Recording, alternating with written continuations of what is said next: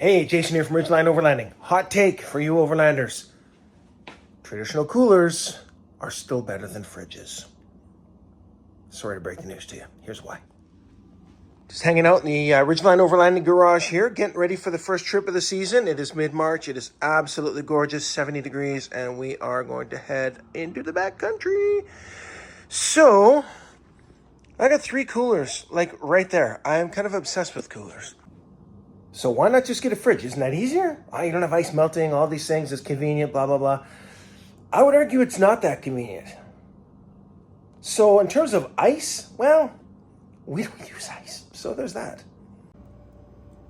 In our freezer at any given time, we do Costco, runs down to Bellingham, Washington and stuff. We have ice packs, good to go.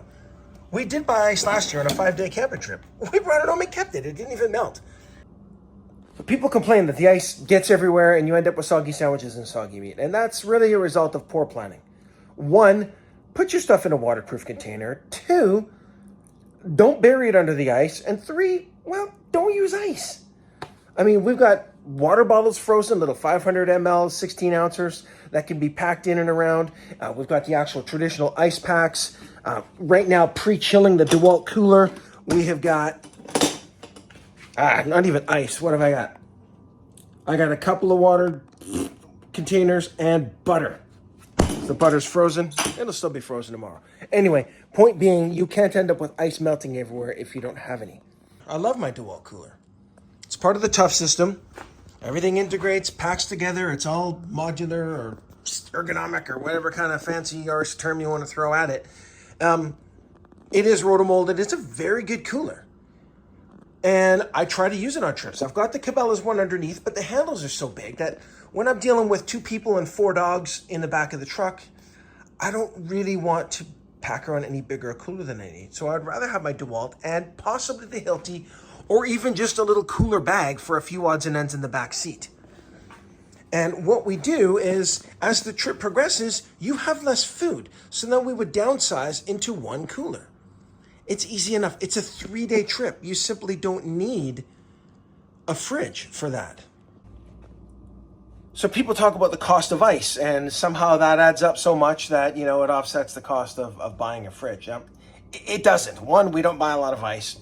2, you can buy a lot of ice for $300, $400, $500, $1,200, $1,300 US dollars, of course, if you're buying a good cooler. Then you got to power that bad boy.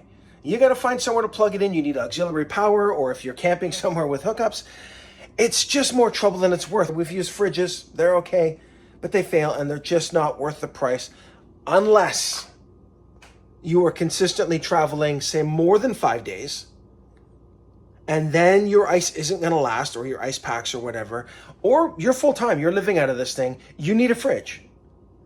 I get that, but for most of us, we're weekend warriors. To be honest, this overlanding gig, for the majority of us, it is cart camping. It is remote base. Yeah, we're going to the backcountry. We're going where cars can't go.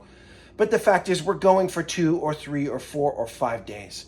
A cooler is plenty sufficient. So my advice to you, save your money. Don't buy an electric cooler, fridge kind of deal. Get yourself a good cooler or 2. Pack it right. Use it and enjoy.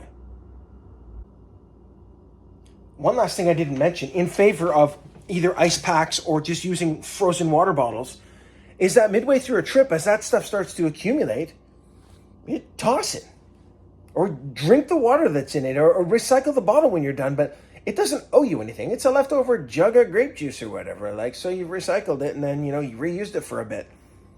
Or if it's not in the way, you bring it home and use it again. But you've got options. Options are good. Like and subscribe. Thanks, YouTube.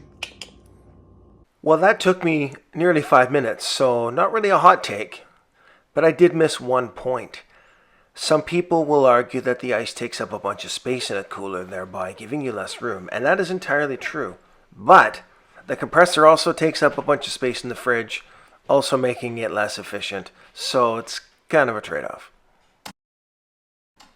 Anyways, guys, thanks for hanging out. If you got any comments, drop them down in there. I always respond to my comments. And until next time, and there will be a next time, go play outside.